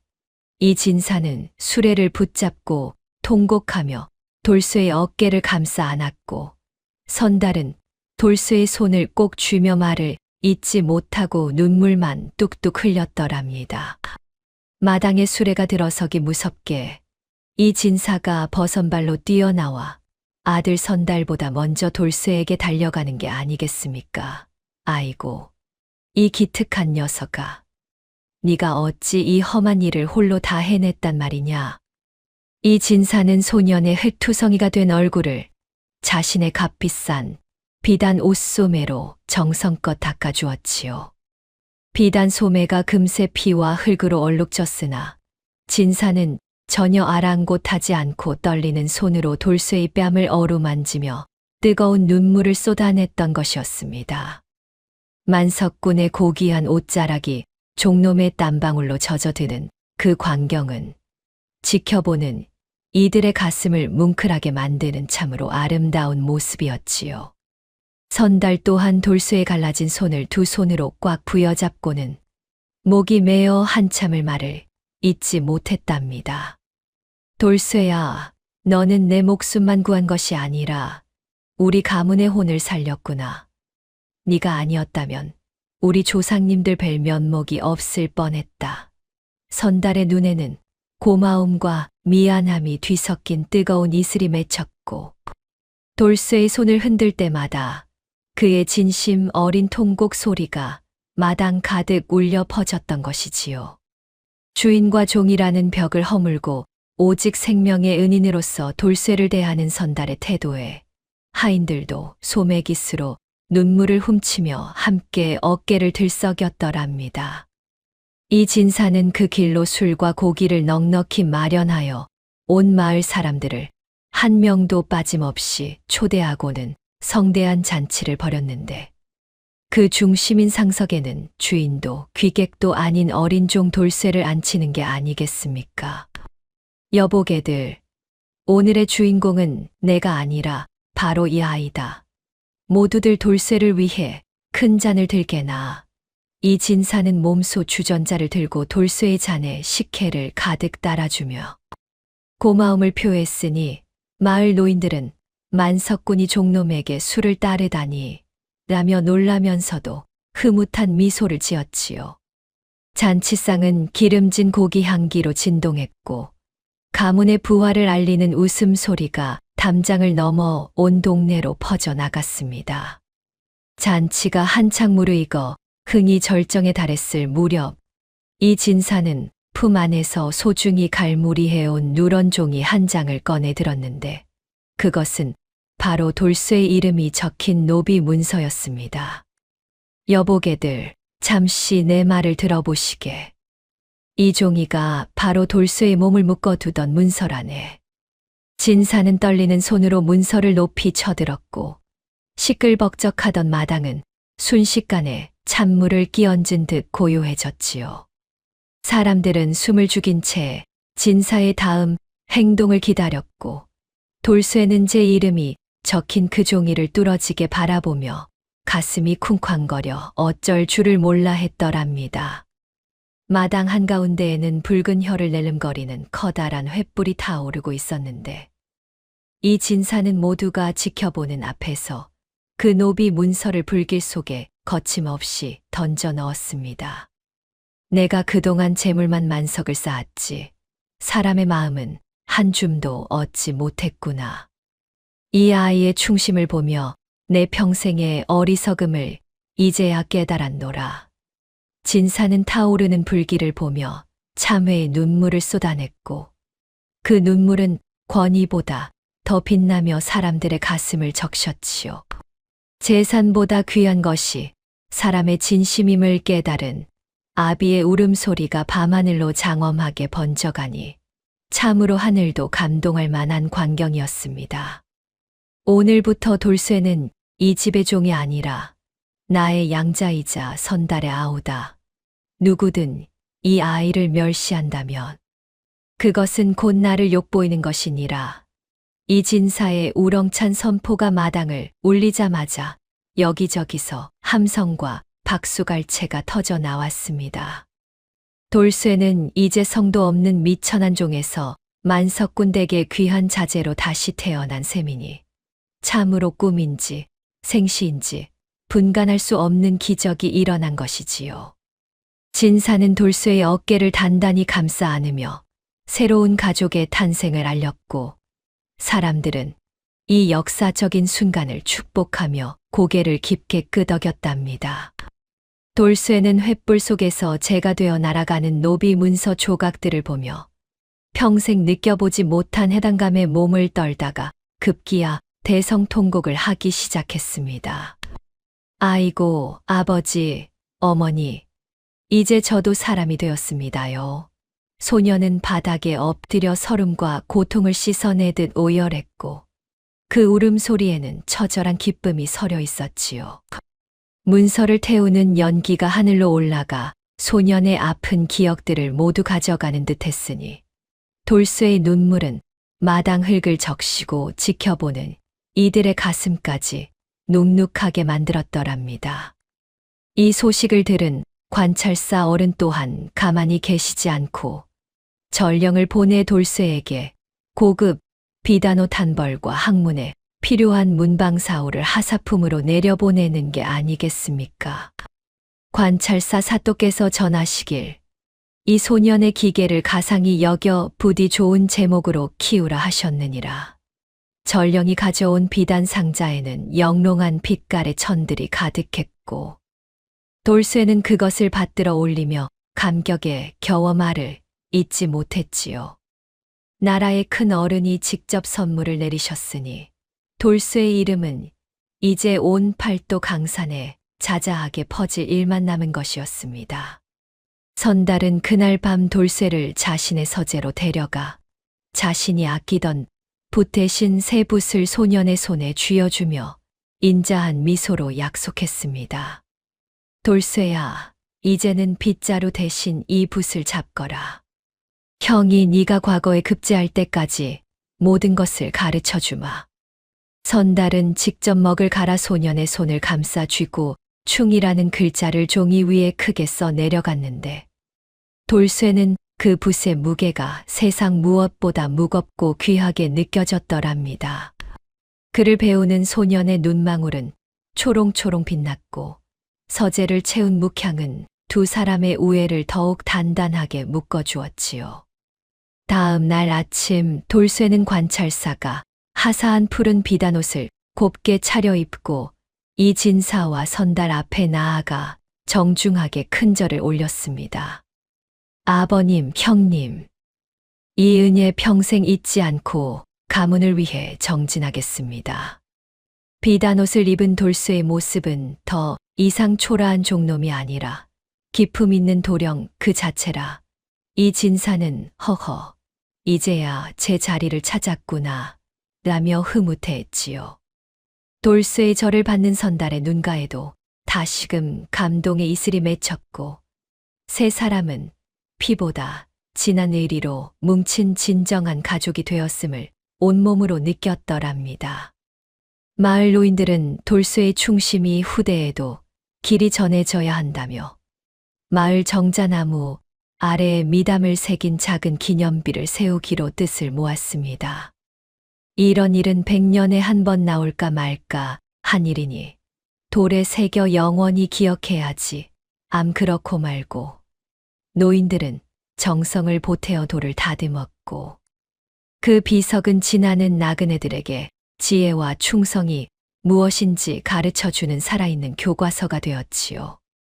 비석 주변에는 아이들이 꽃을 심으며 돌쇠의 이야기를 간직하게 되었으니 소년의 삶은 그렇게 마을의 역사가 되었습니다. 그날 밤 돌쇠는 이제 축축한 헛간이 아닌 따뜻한 온기가 도는 방 안에서 형선달과 나란히 누워 내일 배울 천자문을 머릿속으로 그려보았습니다. 형님 방바닥이 어찌 이리 따뜻합니까? 마치 어머니 품속 같습니다요.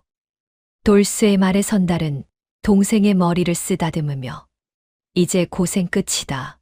푹 자거라라고 나긋하게 대답해 주었지요. 옥사에 끔찍했던 기억들이 꿈처럼 멀어져 가고 소년의 가슴에는 오직 따뜻한 희망과 배움에 대한 설렘만이 가득 차올랐으니 참으로 평온한 밤이 아닐 수 없었습니다. 박 형방의 집은 가산이 정몰되어 잡초만 무성한 폐허가 되었으나 이 진사 댁 담장 너머로는 때마침 피어난 매화 향기가 온 고을을 향기롭게 채웠습니다. 세월이 강물처럼 흘러 어느덧 수년의 시간이 지난 뒤 앳된 티를 벗고 기계가 넘치는 늠름한 청년이 된 돌쇠는 푸른색 도포 자락을 휘날리며 과거 시험을 위해 한양으로 떠날 채비를 마쳤답니다. 마당을 쓸던 빗자루 대신 붓을 쥐고 해진 집신 대신 가죽신을 신은 그 모습이 마치 구름을 뚫고 솟아오른 용과 같이 위풍당당하니 어찌나 보기 좋았겠습니까? 아버님, 형님, 반드시 급제하여 가문의 이름을 빛내고 오겠습니다. 돌쇠가 마당에서 정중히 고개를 숙이자 이 진사는 허허 웃으며 소년의 어깨를 토닥였고 온 집안 가솔들은 대문에 서서 소년의 앞날을 축복했지요. 이제 가문의 주인이 된 형님 선달은 동생 돌쇠의 말 한 장을 손수 챙겨주며 합격을 기원하는 찰떡을 보찜 속에 꾹꾹 눌러 넣어주며 뜨거운 격려를 보내는 게 아니겠습니까? 돌쇠야, 한양길에 몸 조심하고 형이 너를 위해 매일 새벽 정한수를 떠놓고 빌 것이니 기운 내거라. 선달은 동생의 어깨를 꽉 쥐며 다독였고 돌쇠는 형님, 내년 봄에는 반드시 합격 소식을 들고 오겠습니다. 라며 든든한 미소를 지어 보였지요. 두 사람의 모습은 피를 나눈 형제보다 더 진한 우애로 묶여 있었으니 가문을 나서는 돌쇠의 발걸음에는 한치의 망설임도 없이 힘이 넘쳐났더랍니다. 돌쇠는 당당히 과거에 급제하여 어사화를 머리에 꽂고 돌아오던 길에 제일 먼저 예전 그 차가운 지하 옥사 자리를 찾아가 자신에게 지혜를 주었던 김 노인의 무덤에 정중히 술 한 잔을 올렸지요. 노인장, 제가 왔습니다. 노인장의 가르침 덕분에 제가 이 자리에 설 수 있었습니다요. 돌쇠는 화려한 관복을 입은 채 흘바닥에 무릎을 꿇고 절을 올렸으며 노인의 무덤가에는 소년의 진심 어린 눈물이 뚝뚝 떨어져 잡초를 적셨더랍니다. 옥벽 너머로 들려오던 노인의 인자한 목소리가 바람결에 들리는 듯하자 돌쇠는 한참 동안 고개를 숙이고 은혜를 되새기며 술잔을 올렸습니다. 마을 입구에는 나라에서 그 지극한 충심을 기려 하사한 효충동자라는 글귀가 새겨진 커다란 비석이 우뚝 세워져 오가는 나그네들에게 돌쇠의 미담을 소리 없이 전해주었답니다. 이복에 저 비석이 바로 주인을 위해 옥살이를 자처했던 그 장한 아이의 비석이라네. 길 가던 사람들이 비석 앞에 멈춰 서서 돌쇠의 이야기를 나누니 비석의 돌결마다 소년의 용맹함이 서려 있는 듯 매끈하게 빛나는 모양이었지요. 비석 주변에는 사철 푸른 소나무가 가지를 뻗어 비바람을 막아주었으니 소년의 충절은 영원히 늙지 않고 그 자리에 머물러 우리에게 가르침을 주는 셈이었습니다. 이 진사는 임종전 돌쇠와 선달의 손을 꼭 맞잡으며 사람의 귀천은 신분이 아니라 그 행실에 있다는 짧고도 묵직한 유언을 남겨 가문의 대들보에 깊게 새기게 했습니다. 내 아들들아, 너희가 보여준 우애가 이 만석군 재산보다 수만 배는 더 귀하단다. 이 진사는 인자한 미소를 지으며 눈을 감았고 돌쇠와 선달은 아버님의 유지를 받들어 평생 겸손하고 바르게 살 것을 맹세하며 가슴 깊이 오열했지요. 가문의 어른은 떠났지만 그가 남긴 사람 중심의 가르침은 이 진사 댁의 가장 큰 보물이 되어 대대손손 이어지는 훌륭한 가훈이 되었답니다. 돌쇠는 과거 시험에서 장원급제하여 자신의 지혜를 알아봐 주었던 관찰사 어른처럼 공명정대한 관리로 이름을 날리기 시작했으니 참으로 장한 일이 아니겠습니까? 돌쇠 어사께서 가는 곳마다 억울한 백성이 하나도 없다더라. 돌쇠는 낮은 곳에 목소리를 듣기 위해 부단히 노력했고 박형방 같은 탐관오리들이 감히 고개를 들지 못하도록 엄격하게 법을 집행하며 명망을 쌓아갔지요. 소년 시절 옥사에서 겪었던 그 고초를 잊지 않았기에 돌쇠는 가장 힘없는 백성의 편에 서서 세상을 따뜻하게 밝히는 든든한 등불이 되었습니다. 형님, 제가 이제 현감이 되어 고향을 지키러 왔습니다. 돌쇠의 외침에 선달은 동생의 관복을 어루만지며 대성통곡을 했고 온 마을은 기쁨의 눈물바다가 되어 축제를 벌였습니다. 돌쇠는 부임하자마자 굶주린 백성들을 위해 개인 곳간을 활짝 열고 억울한 죄인이 생기지 않도록 모든 서책을 밤새워 꼼꼼히 살피며 정무에 힘썼더랍니다. 단 한 사람이라도 억울하게 옥살이를 하는 일이 없어야 한다. 돌쇠는 옥사 안의 위생을 돌보고 죄수들에게도 인격적인 대우를 하도록 명했으며 박형방 시절과는 비교도 안 될 만큼 평화롭고 정의로운 고을을 만들어갔지요. 사또가 직접 발로 뛰며 백성들의 살림살이를 살피니 고을에는 도둑도 사라지고 웃음소리만 가득했으니 이것이야말로 돌쇠가 꿈꾸던 진정한 세상이었던 셈입니다. 선달과 돌쇠는 매년 명절마다 형제의 애를 다하며 신분을 뛰어넘은 우정의 상징으로 역사에 기록되었으니 그 우애가 참으로 만인의 귀감이 되었지요. 날이라고 부르지 마라. 우리는 하늘이 맺어준 형제 아니냐. 선달의 말에 돌쇠는 형님, 제 목숨은 언제나 형님의 것입니다. 라며 고개를 숙였고 두 사람은 늙어서까지 매일 아침 안부를 묻고 고민을 나누며 서로를 지탱했답니다. 비단옷을 입든 누더기를 입든 그 마음만은 하나였던 두 사람의 이야기는 각박한 세상 속에서 사람의 도리가 무엇인지를 일깨워주는 소중한 전설이 되었습니다. 돌쇠가 정무를 보는 동원 마당에는 정의를 상징하는 해태상이 굳건히 서서 탐관오리들의 접근을 막고 백성들의 평안을 지켜주었더랍니다. 저 해태가 눈을 부릅뜨고 있으니 이제 어떤 악인도 우리 고을을 넘보지 못할 게야. 백성들은 관할을 지날 때마다 해태상을 보며 든든함을 느꼈고 돌쇠는 그 동상 앞에서 매일 아침 자신의 초심을 되새기며 공정한 판결을 다짐했지요.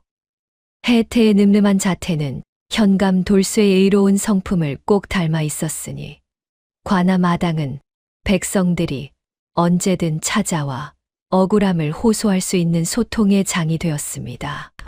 사람답게 사는 것이 무엇인지 저 어린 소년이 가르쳐 주었구나라는 노인들의 흐뭇한 회상은 대를 이어 전해지며 고을의 전설이 되었습니다. 재물이 아무리 많아도 돌쇠의 충심 하나만 못하고 권세가 아무리 높아도 그 소년의 기계만 못하다네. 사람들은 모이기만 하면 돌쇠의 미담을 나누며 서로를 아끼고 돕는 풍습을 만들어갔고 이 고을은 전국에서 가장 살기 좋은 으뜸 고을로 소문이 나게 되었지요. 한 소년의 작은 용기가 거대한 변화를 일으켜 온 세상을 따뜻하게 만들었으니 참으로 위대한 사랑의 힘이라 할 수 있었습니다. 신분이 무엇이었습니까? 돌쇠는 노비였지만 그의 마음만큼은 그 누구보다 고귀했습니다. 스스로 지옥 같은 옥사로 걸어 들어가 주인을 지켰고 썩어 빠진 관아의 음모를 꿰뚫어 가문을 구해냈습니다.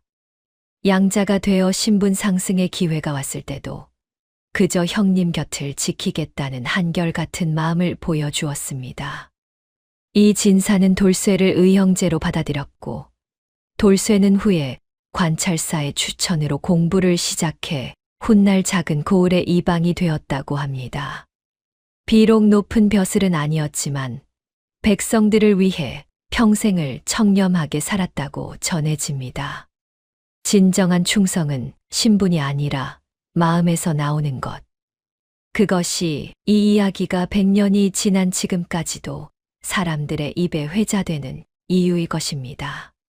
오늘의 이야기가 당신의 마음에 작은 울림을 드렸다면 앞으로도 따뜻하고 행복한 이야기들로 찾아뵐 수 있도록 구독과 좋아요를 눌러주세요.